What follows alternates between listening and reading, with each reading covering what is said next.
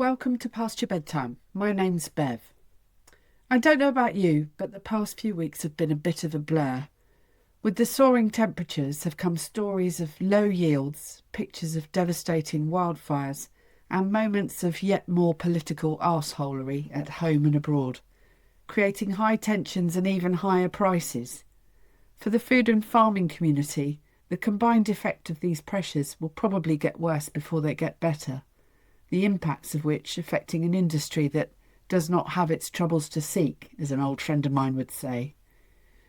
But with country shows in full swing and the last of our bank holidays until Christmas coming up at the end of August, summertime is still very much here, and I hope my farmer friends in particular will get some opportunity to slow down a bit, to recharge their batteries before making the gear shift in autumn ahead of whatever winter brings. As I prepare for the next few months, I can look back on this year with a great deal of satisfaction. The people I've had the pleasure of meeting and interviewing have been an extraordinary bunch, all of whom have taught me something I didn't know, and many of whom have become great friends.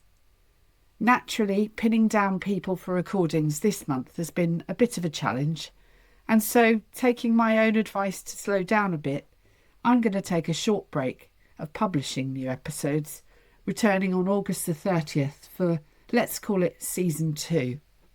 I will be working on bringing you new episodes and am excited for the season opener, which is sure to be a good one. So why not go ahead and subscribe or follow if you haven't already, so as not to miss the return of Pasture Bedtime.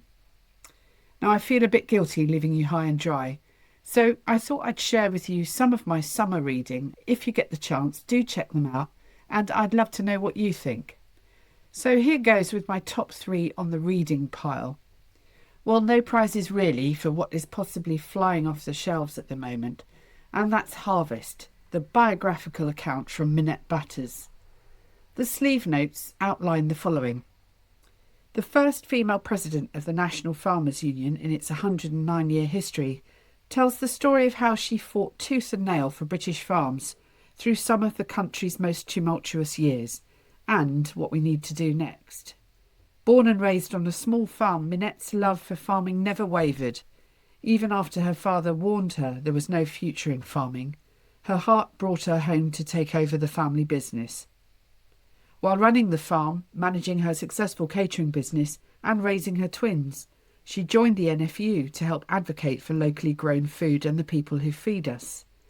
In her third act, as advocate for the UK's farming industry, she became the most visible agriculture expert in the UK, at a time when Brexit, COVID and international conflict has pushed our farms and our food production to a state of crisis.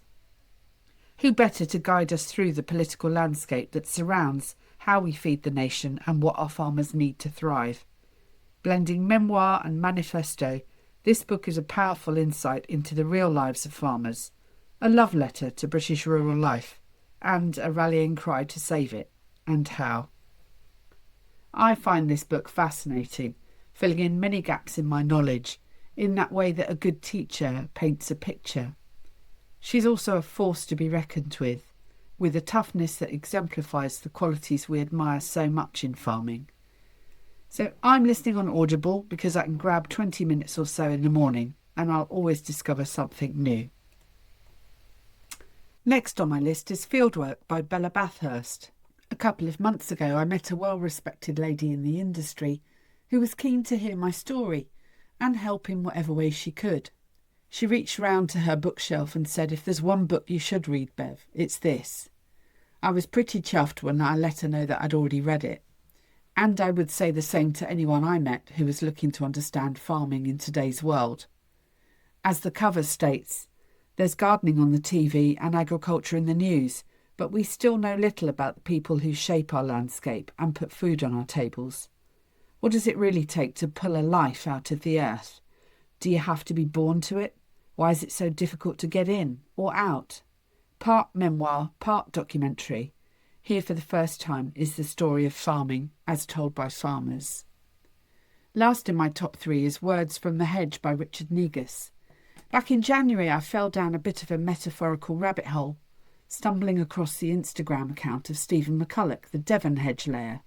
You can listen to my chat with him in episode 8.